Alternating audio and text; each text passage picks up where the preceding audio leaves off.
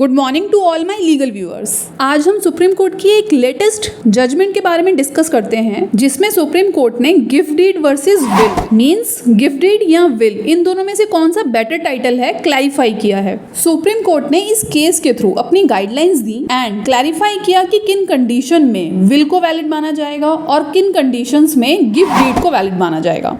ये केस एक भाई बहन के लीगल डिस्प्यूट का है। फाइनली 30 साल के लंबे इंतजार के बाद सुप्रीम कोर्ट ने भाई बहन के बीच की लड़ाई में बहन के पक्ष में अपना फैसला सुनाया। ये केस बहुत ही इंटरेस्टिंग साथ ही क्रिटिकल भी माना गया, क्योंकि इस केस में पिता ने अपने द्वारा की गई गिफ्ट डीड को कैंसिल कर दिया था। What is the case? सबसे पहले डीपली इसके बारे में डिस्कस करते हैं। इस केस की शुरुआत तब हुई जब एक फादर ने अपनी बेटी के लिए अपनी सारी प्रॉपर्टी ट्रांसफर करने के लिए एक गिफ्ट डीड रजिस्टर कराई। फादर ने गिफ्ट डीड में एक क्लॉज ऐड कराया कि वह माता पिता दोनों की मृत्यु के बाद ही उनकी बेटी को प्रॉपर्टी की पोजीशन मिलेगी। बट 1993 में फादर का माइंड चेंज हुआ एंड फादर ने गिफ्ट डीड जिसमें अपनी बेटी को प्रॉपर्टी का ओनर बनाया था उसे कैंसिल कर दिया। Means gift deed got cancelled by the father. इसके इमीडिएट बाद फादर ने अपने बेटे के लिए एक सेल डीड पे साइन किया। Also he gave him the full possession of the property and made him sole owner of the property. बेटी के लिए जो गिफ्ट डीड बनाई थी उसे कैंसिल किया और बेटे को सेल डीड के थ्रू न्यू ओनर बना दिया।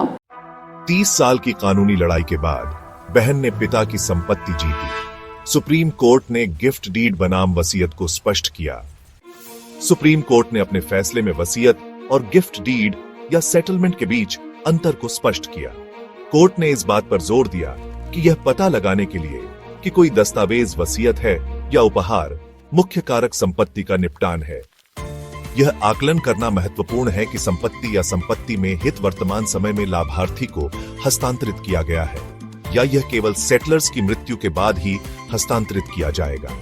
कोर्ट ने स्पष्ट किया कि उपहार या सेटलमेंट के लिए हित का हस्तांतरण प्रेजेंटी में होना चाहिए और वसीयतकर्ता की मृत्यु तक ऐसे हस्तांतरण को स्थगित करने की स्थिति में दस्तावेज को वसीयत माना जाना चाहिए। 1994 में केरल की डिस्ट्रिक्ट कोर्ट में बहन ने अपने भाई के अगेंस्ट प्रॉपर्टी केस रजिस्टर कर दिया। 1995 में पिता की मृत्यु हो जाती है, जबकि केस चलता रहता है। 2001 में केरल की डिस्ट्रिक्ट कोर्ट के थ्रू भाई के पक्ष में फैसला आ जाता है। बहन ने 2003 में ऑर्डर के अगेंस्ट फास्ट ट्रैक कोर्ट को अप्रोच किया, बट सेम ऑर्डर मिलने के बाद बहन ने केरल हाई कोर्ट को अप्रोच किया। इन 2019 Kerala high court ruled in favour of sister and said her brother can not claim the property. Kerala high court के द्वारा फैसला बहन के पक्ष में सुनाया गया।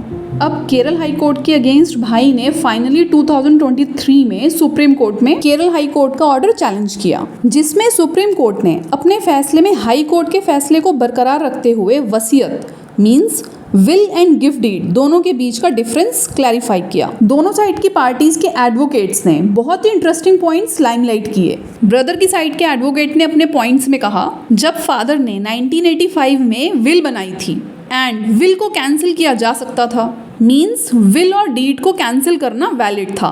बहन की साइड के एडवोकेट ने अपने पॉइंट्स में कहा कि जिस डॉक्यूमेंट के थ्रू प्रॉपर्टी ट्रांसफर की गई थी वो एक गिफ्ट डीड थी, जिसको एक तरफा कैंसिल नहीं किया जा सकता। गिफ्ट डीड को एक तरफा कैंसिल करना अमान्य है। जब कैंसिलेशन ऑफ डीड वैलिड ही नहीं है, इसमें रियल ओनर बहन को ही माना जाना चाहिए, क्योंकि cancellation process was not valid. Supreme court ने नोटिस किया that deed was created with an immediate transfer of interest to the daughter who accepted the gift deed while the transfer was alive.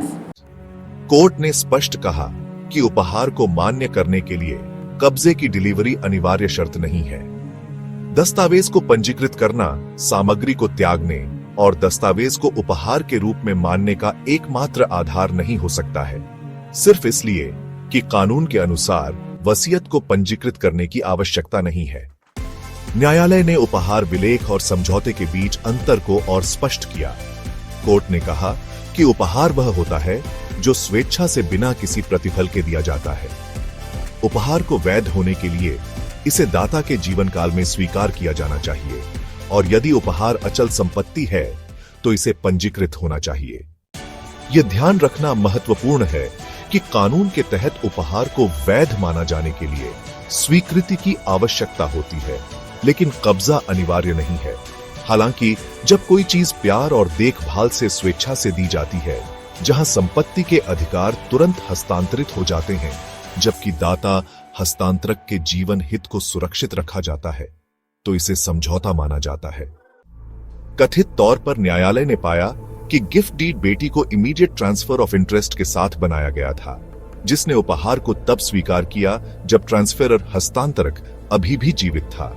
यह स्थिति संपत्ति हस्तांतरण अधिनियम 1882 की धारा 122 में उल्लिखित शर्तों को पूरा करती है। अकॉर्डिंग टू द एक्ट, उपहार कुछ मौजूदा चल या अचल संपत्ति का स्वेच्छा से और बिना किसी प्रतिफल के एक व्यक्ति, जिसे दाता कहा जाता है, द्वारा दूसरे व्यक्ति, जिसे दानकर्ता कहा जाता है, को हस्तांतरित किया जाता है और जिसे दानकर्ता द्वारा या उसकी ओर से स्वीकार किया जाता है। यह उपहार स्वीकृति के बारे में भी बताता है ताकि उन्हें वैध बनाया जा सके। स्वीकृति कब की जानी चाहिए? ऐसी स्वीकृति दाता के जीवन काल के दौरान और जब वह अभी भी देने में सक्षम है तब की जानी चाहिए। यदि उपहार स्वीकार करने से पहले दानकर्ता की मृत्यु हो जाती है तो उपहार अमान्य हो जाता है। अदालत ने फैसला सुनाया कि चूंकि हस्तांतरणकर्ता ने उपहार में दी गई संपत्ति में आजीवन हित सुरक्षित रखा है, इसलिए दस्तावेज को वसीयत के बजाय निपटान विलेख as a settlement deed rather than a will के रूप में वर्गीकृत किया जाना चाहिए। अदालत ने उच्च न्यायालय के फैसले को बरकरार रखा जो बहन के पक्ष में था।